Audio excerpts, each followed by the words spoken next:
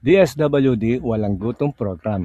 Wala ka pa rin ba sa listahan ng walang gutom program ng DSWD? So, paano tayo makakasali at sino-sino naman ang mga qualified? Ka pa rin ba sa listahan ng mga benepisyaryo ng Walang Gutom Program? Huwag kang mag-alala dahil ngayong 2026, ang gagamitin na nating list of potential beneficiaries ay ang Community-Based Monitoring System o CBMS. Ano ba ang CBMS? Ito ay isang paraan ng mangangalap ng datos mula mismo sa komunidad upang malaman ang tunay na kalagayan ng mga mamamayan, lalo na kung sino ang mahihirap at kung sino ang mga nangangailangan. So anong impormasyon ang kinokolekta nito? Una, kita at trabaho ng pamilya, antas ng edukasyon, kalusugan at access sa serbisyong medikal, uri ng tirahan, access din sa tubig, kuryente at saka internet. So anong walang gutong program? Ito ay isang programa na nagbibigay ng tulong pinansyal at saka food support sa mga pamilyang kulang ang kakayahan, makabili at sapat. Sino ang maaaring benepisyaryo? Karaniwan target nito ang mga pamilyang nasa food poor sector, mga hindi sapat ang kita, mga natukoy sa database tulad ng CBMS.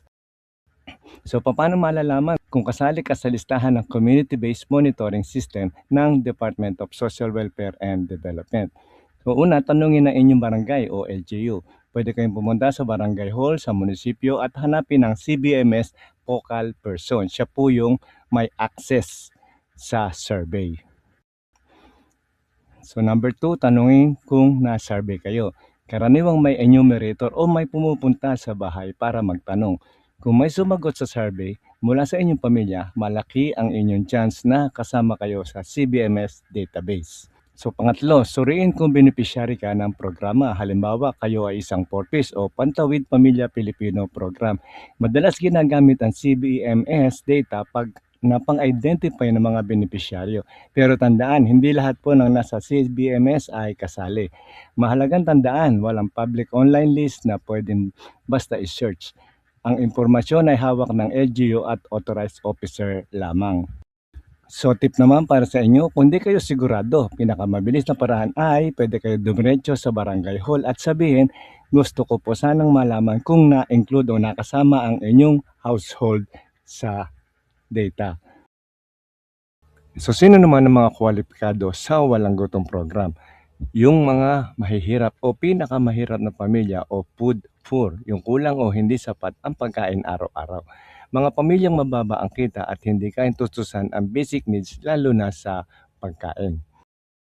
So mga hindi kabilang sa ibang sapat na ayuda, halimbawa kulang o wala pang natatanggap na tulong, susunod mga natukoy sa database galing sa CBMS o iba pang assessment ng DSWD o LGU. May vulnerable na members katulad ng mga bata, buntis, senior citizen o may sakit o malnourished.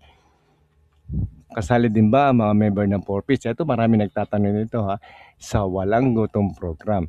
So hindi po kasali ang member ng Porpis. Ang walang gutom program ay food stamp program at ang Pantawid Pilipino program ay kaparehong programa ng DSWD. So importante tandaan, ang walang gutom program ay para sa food poor na hindi pa natutulungan sa iba pang mga major programs. Ang Porpis naman ay may sarili ng regular cash assistance at kondisyon. So disclaimer lang po, ang impormasyon na ito ay tungkol sa walang gutom program ng DSWD para sa pangkahalatang kaalaman lamang. Para sa opisyal at updated na impormasyon, nakipag-ugnayan lang sa kanilang website. Official. So hanggang dito na lamang at sana ay nakatulong po muli kami sa inyo. Huwag nyo lang po kakalimutan na mag-like, comment at share nyo na rin ang magandang balita na to. At maraming salamat po at huwag nyo lang kalimutan mag-subscribe sa ating channel.